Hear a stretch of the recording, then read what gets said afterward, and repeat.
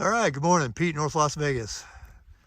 Got my old 1990s Colt HBAR. This version here is a Match Target. Has a 1-9 twist barrel, heavy barrel, HBAR. I ended up wanting to replace the trigger. The old trigger was getting a little crusty.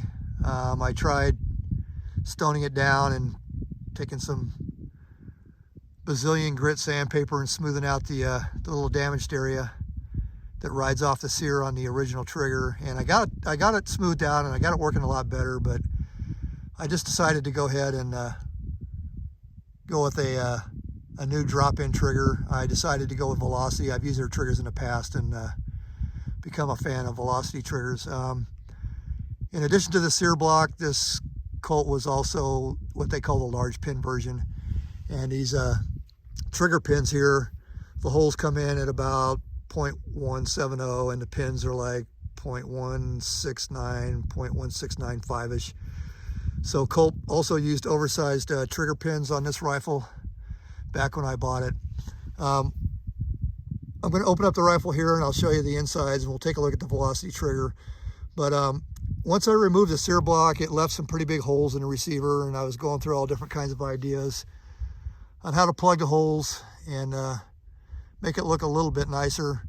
A couple guys on some of the forums I go to gave me some suggestions and options on maybe the way to do that. But what I ended up doing for now was I just went with some 832 socket head flat screws. This hole on the receiver is tapered. It's not drilled straight through. So you have to have some type of tapered screw. The original blind pins were tapered.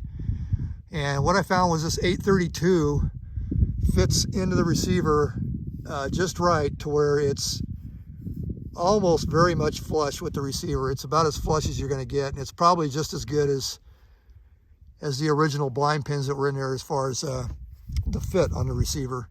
So anyway, let's open up the rifle and I'll take a look in there and show you what the Velocity looks like.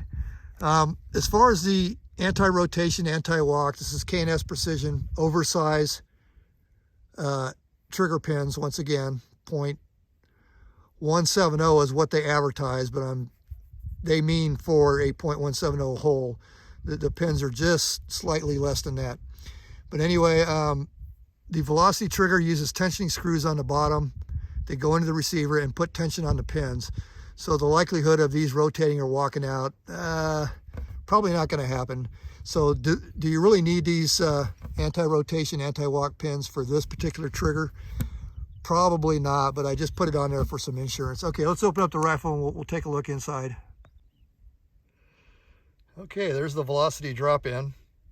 And like I was saying earlier in the video clip, that's an oversized large pin version that Velocity sells for these large pin Colts.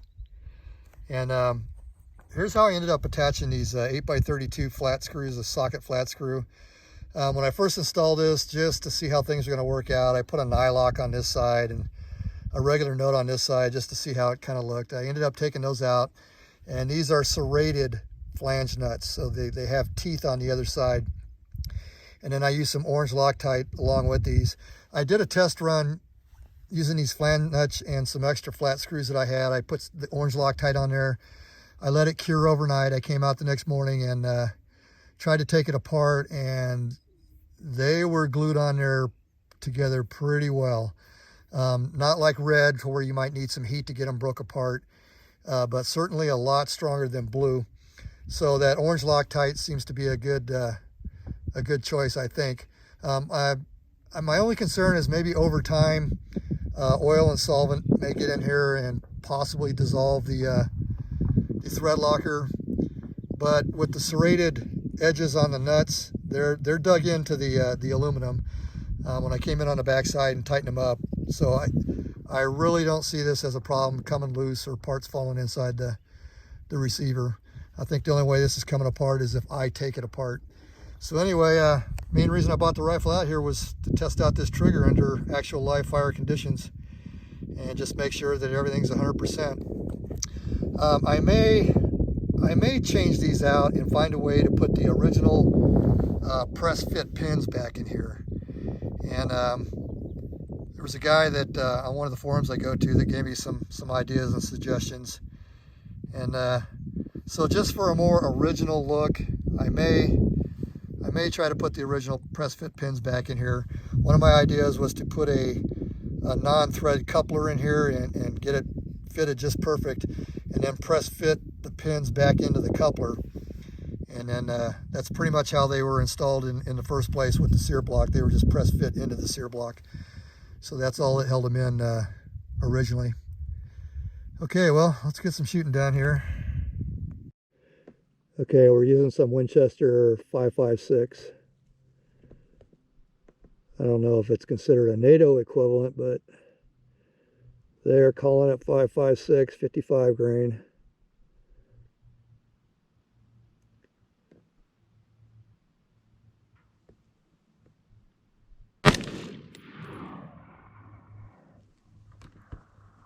Okay, well, the new velocity trigger works.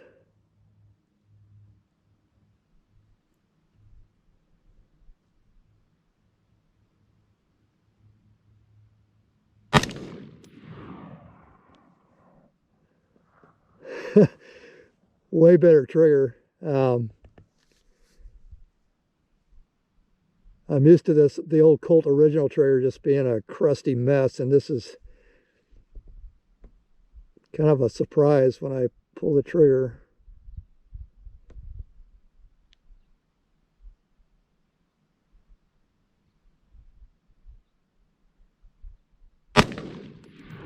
All right.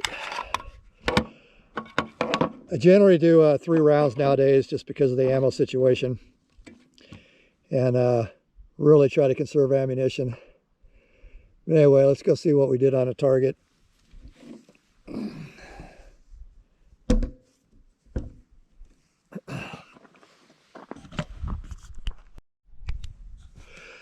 Okay, so I was holding the front sight right about there, which is where I prefer them. Some people like the front sight to cover up the whole area that they're trying to impact. So I'm going to get my tool out, and we're going to adjust that front sight and pull it up a little bit, but it's not too bad for me.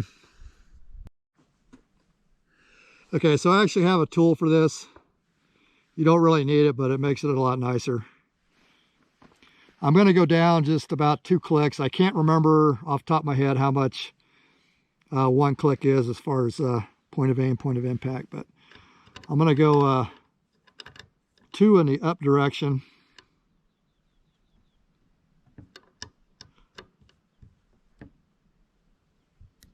Yeah, there's 1. There's 2. We're in the detent, so let's see how that works.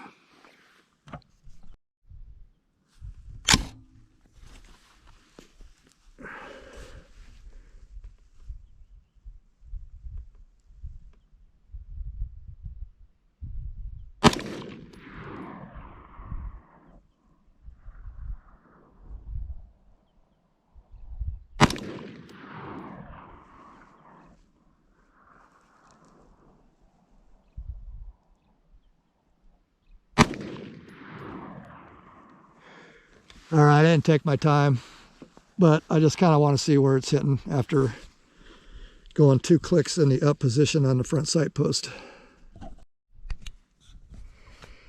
Okay, well, we're almost there.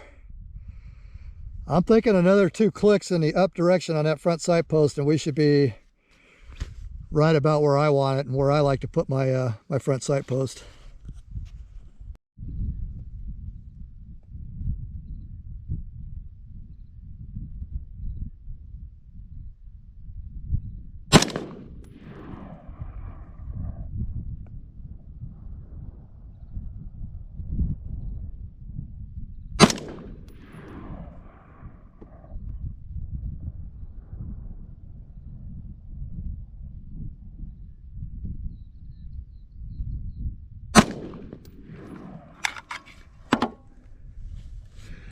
All right, let's go see what we did.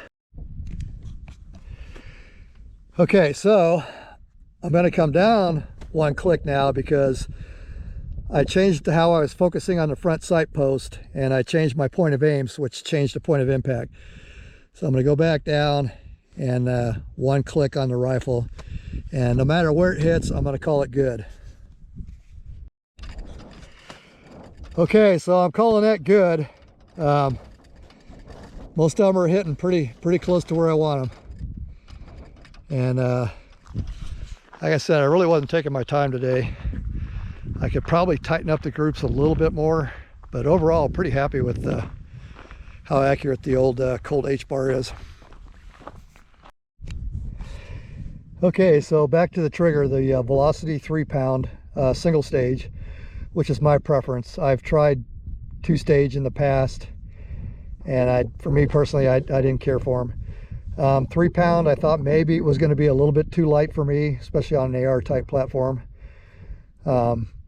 But 3-pound seems to be pretty good. Huge improvement over the old the Colt original trigger. This trigger is so much better, and yeah, so overall I'm pretty happy with it. So anyway, final testing on the old Sear block Colt, Pete, North Las Vegas, over and out.